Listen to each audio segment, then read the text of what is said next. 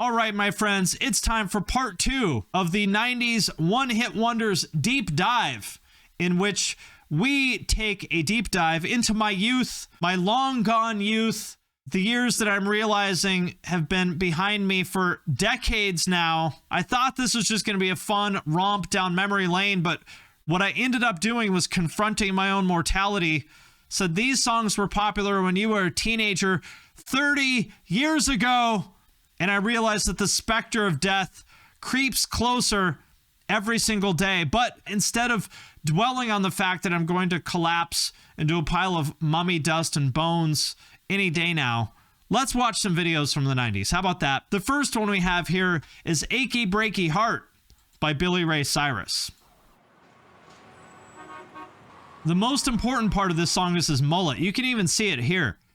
Look at this man's majestic mullet as he walks through the crowd. They didn't even know who he was. All they saw was the most elegant, sophisticated, beautiful mullet of all time. And they said, I have to put my hands on it. They're like, whoa, whoa, whoa. Don't you know who that is? That's Billy Ray Cyrus. He's got the #1 country hit in the nation. And they said, who? I just wanted to touch his mullet. That's right. You can hear that mullet for miles. He's got it in a ponytail at the beginning here. There we go. Look at that. The mullet's so strong that it had to be put in a ponytail on stage. You can tell the world you never was my girl. You can burn my clothes when I'm gone. I sold his wife office supplies back in the 90s. Wow.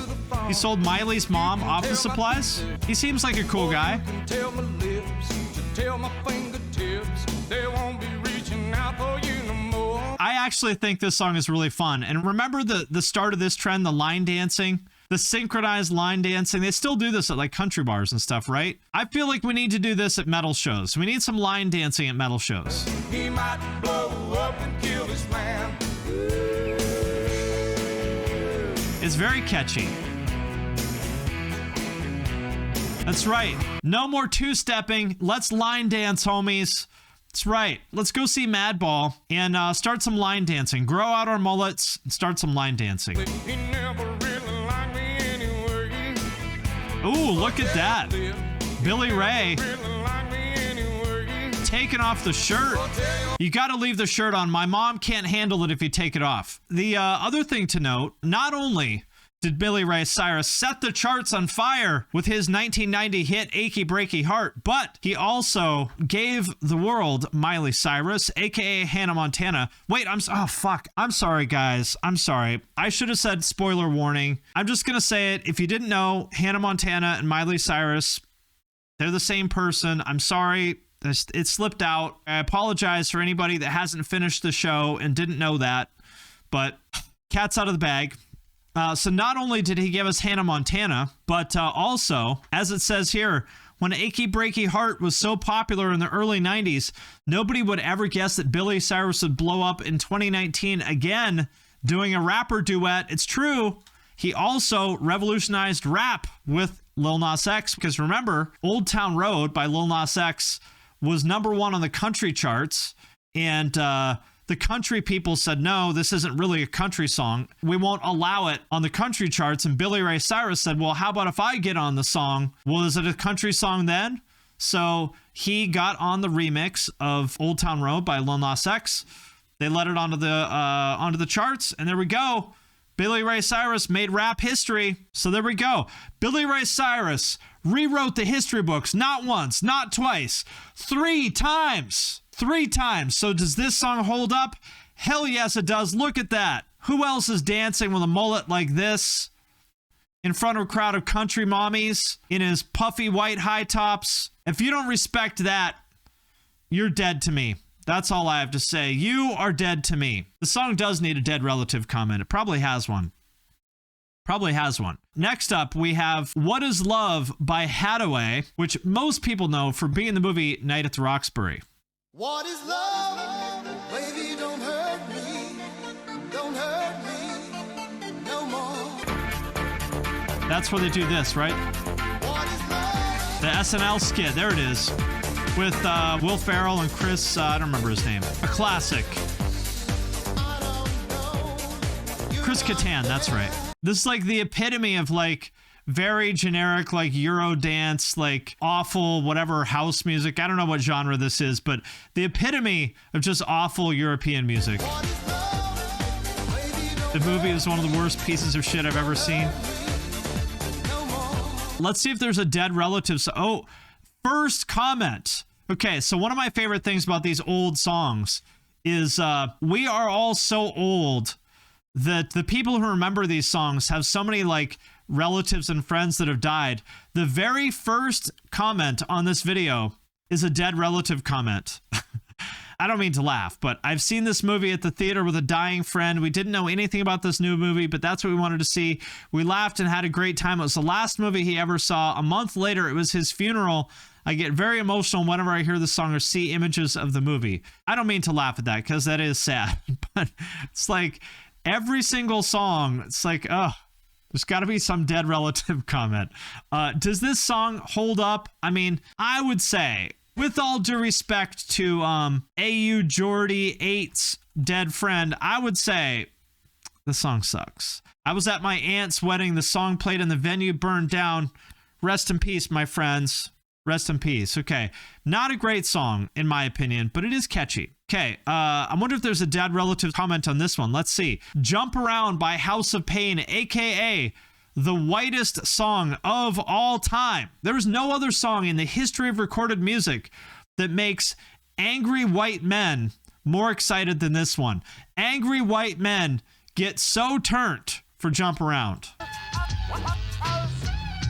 If you are an angry white man, you have no choice but to jump around to this song. The House of Pain is in effect, y'all. My friend passed away at a trampoline park.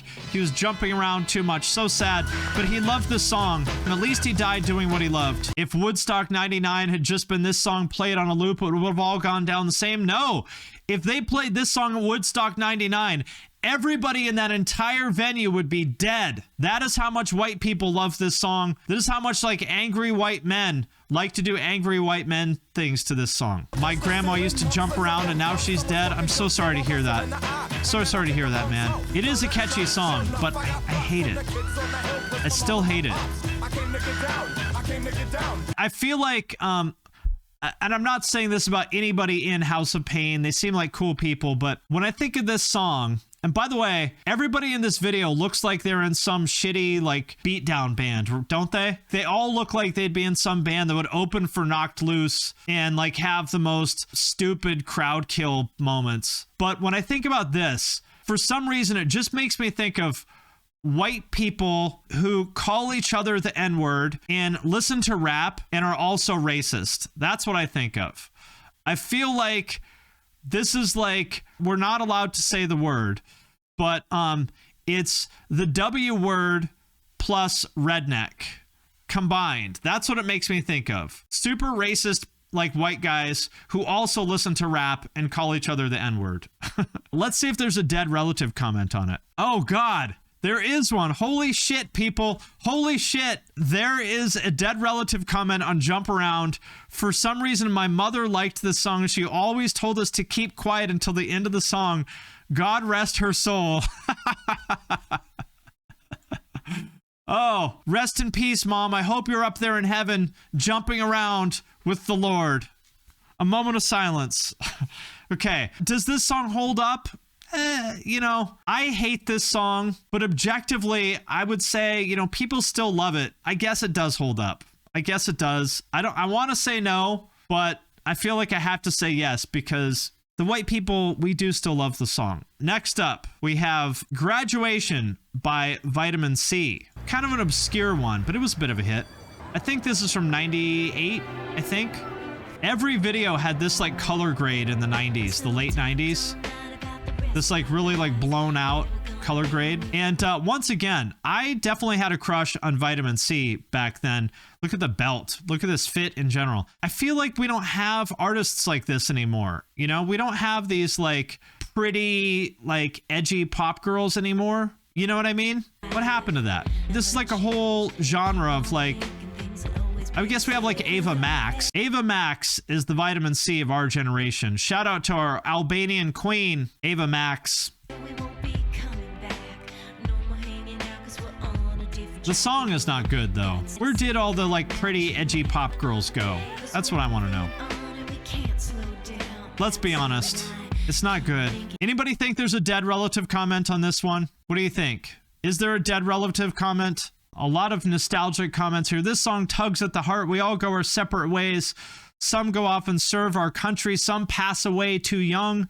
Some become professional athletes, actors, models, moms, dad, doctors, lawyers, and go off the grid. And then others become moderately successful YouTubers.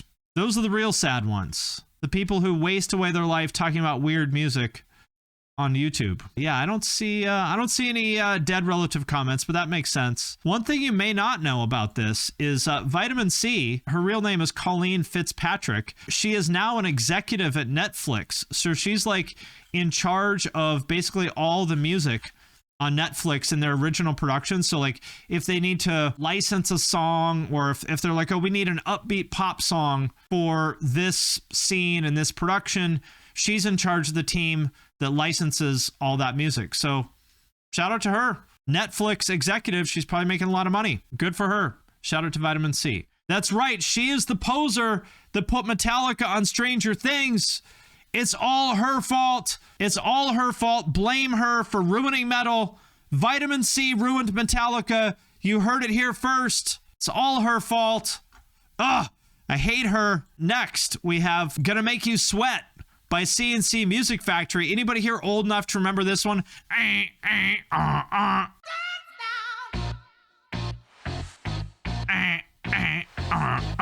The Jack dude, the dancing. Another gym class exercise dance song in the mid-90s. Absolutely. I love those synth guitars. Minor league baseball games play this song all the time.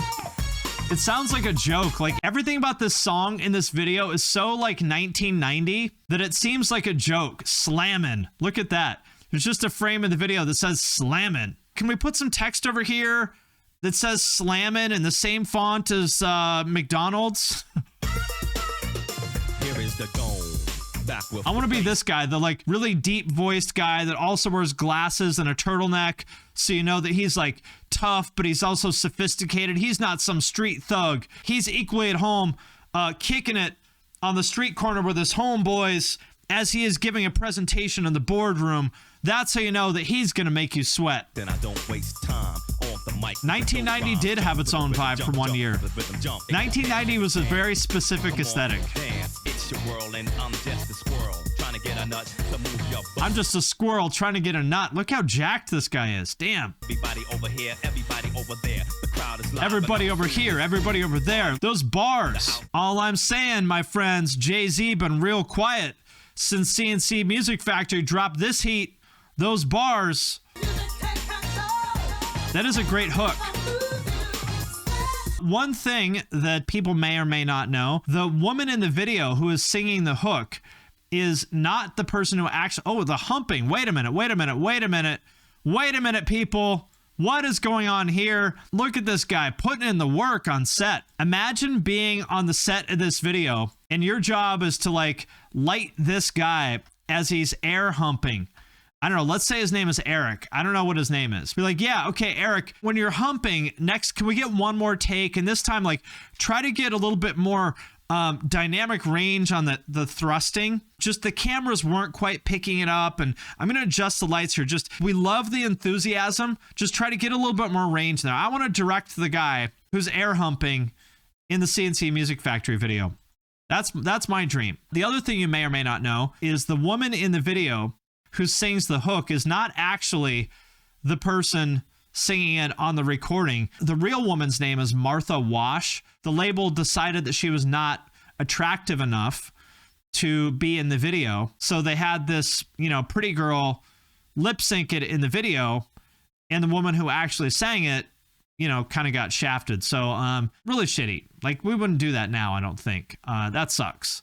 So that's the kind of thing that we could still get away with back then. But anyway, if you wonder if this song holds up, just go ask the instructor at your mom's aerobic class at the local LA Fitness, and they will tell you that this song does indeed hold up. Classic of 1990. Okay, perhaps the most quintessential one-hit wonder of all time, Mambo No. 5 by Lou Bega. And I have not listened to this probably since it came out. I mean, when did this come out? Like 98 or something like that? Where are the other Mambas? That's what we want to know. What happened to Mambos number 1 through 4? We don't know. But let's see. Let's check out this song and we will ask if it held up. I just remember a little bit of Monica, blah, blah, blah.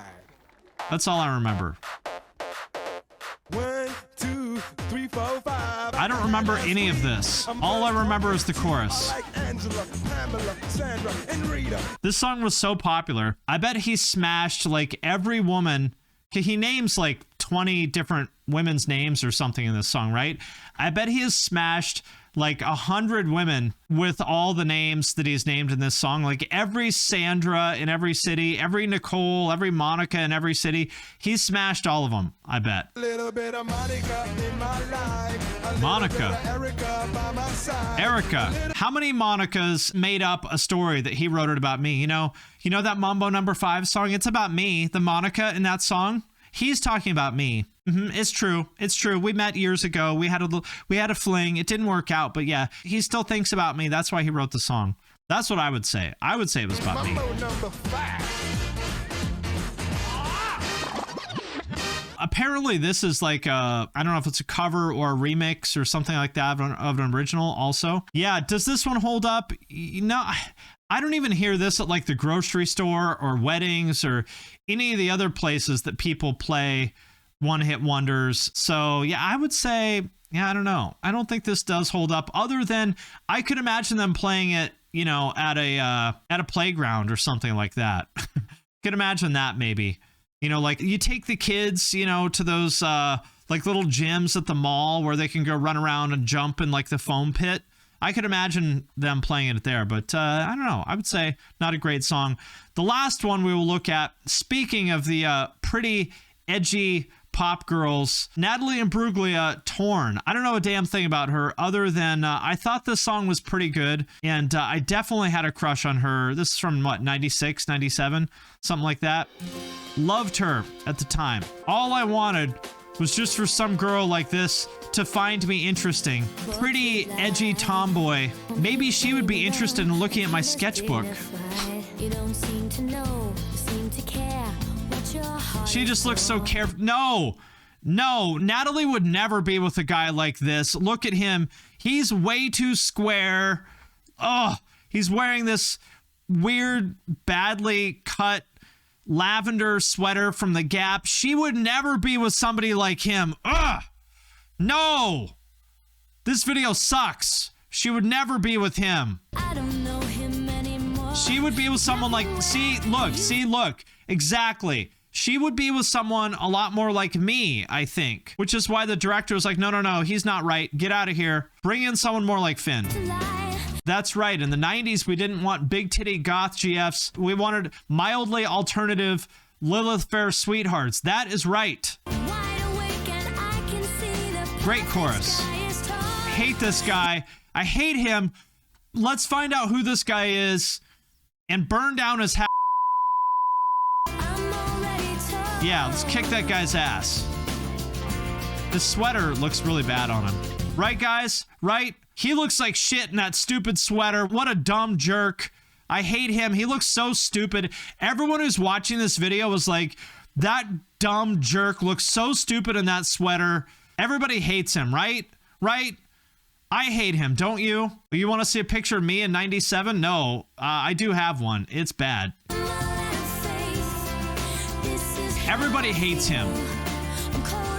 Especially me. Yes. Looks like every douchebag from every 90s rom-com that eventually loses to the protagonist.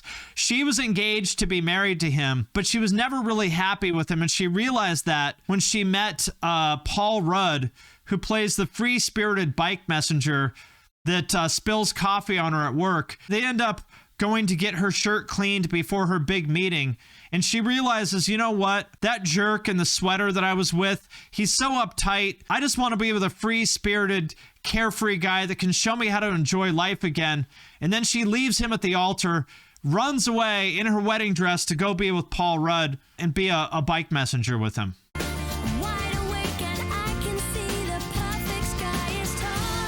Does this song hold up? I think it's a pretty good song. I would say my 90s crush on Natalie Imbruglia was justified. It was valid. Oh, I hate to skip. Oh, come on. Do they have to show that? Get your hands off her, you fucking jerk. Do they have to show that? Come on, that's just cruel. My 90s crush on Natalie Imbruglia was justified. This song is great. It holds up. That's right. He doesn't even like her poetry. You know who would patiently listen to all her poetry and give her constructive feedback on how to improve it? Me, not the guy in the sweater. He doesn't care about her poems at all. He only pretends to listen. I am listening intently. I'm listening with these, but more importantly, I'm listening with this, Natalie. I'm listening with this. Well, that does it for this installment of 90s One-Hit Wonders, The Deep Dive. I hope you enjoyed this, and I hope that you forgot for a moment that the specter of death is inching closer, dragging you one step closer to the grave. Every moment, I hope you forgot, because I'm trying to forget. Join me next time for Volume 3.